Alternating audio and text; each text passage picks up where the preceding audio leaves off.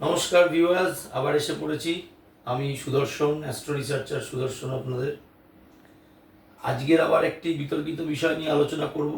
আমার সঙ্গে তো বিতর্ক লেগেই থাকে, আপনারা বুঝতেই পাচ্ছেন।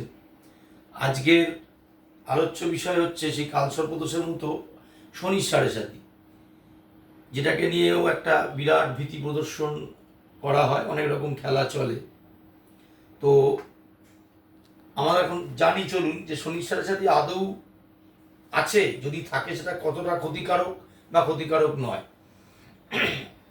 আচ্ছা, বেসিক একটা জিনিস ভাবুন, তাহলে আমরা জানি যে শনির সাড়ে সাথী সবাই যা বলে সেটা আগে জানি। শনির সাড়ে সাথী কাকে বলা হয়?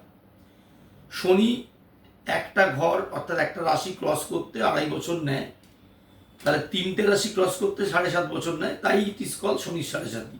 অর্থাৎ শনি নাকি যে ঘরে থাকে সেই ঘরের উপর প্রভাব ফেলে, সেই রাশির ওপর, তার আগের রাশির ওপর এবং পরের রাশির ওপর। টোটাল 7.5 বছর একটা লোকের শনির সাড়ে সাথী চলে। তার মধ্যে প্রধান মাঝের যে 2.5 বছর সেটা নাকি আরও খারাপ। তার 2.5 বছর বলে হিন্দিতে ঢাইয়া বলা হয় তাকে। তো যার যেটা রাশি, তার আগের রাশিতে শনি প্রবেশ করা মানে তার শনির সাড়ে সাথী শুরু হলো 2.5 বছর। সেই রাশির ওপর শনি 2.5 বছর আছে মানে তার আরও 2.5 বছর প্রধান শনির সাড়ে সাথী খারাপ সময় ঢাইয়া, এবং যখন পরের রাশিতে শনি থাকে সেটার জন্য আরও 2.5 বছর এটা বলা হয়ে থাকে। একটু মাথা খাটান, আমরা চলুন একটু মাথা খাটাই।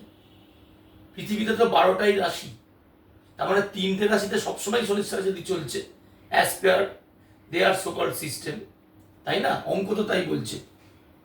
তাহলে পৃথিবীর লোক সংখ্যা কত? অ্যাপ্রক্স ধরে নিচ্ছে 840 কোটি, ডিভাইডেড বাই 12, যেহেতু 12টা রাশি। তাহলে 70 কোটি লোকের একটা রাশি, তাহলে 3টে রাশিতে কত থাকে? 3 সাথে 21, 210 কোটি লোক, অর্থাৎ 1/4 of the population around the world, তাদের নাকি সবসময় শনির সাড়ে সাথী চলে। Is it believable? কি মনে করেন? বা তাদের সবসময় ক্ষতি হয়ে চলেছে? মানে ধরুন, সাপোজ আমি যদি আজকে বলি মেষে শনি আছে, তার মানে মীন, মেষ আর বৃষ রাশির লোকের শনির সাড়ে সাথে চলছে, তাহলে সারা পৃথিবীতে 210 কোটি এই যা লোক আছে এই রাশি, সবার একই রকম খারাপ জীবন যাবে? তা তো নয়। ভাবুন, আমি বারবার বলি ভাবুন, মাথা কাটান, ভাবতে শিখুন।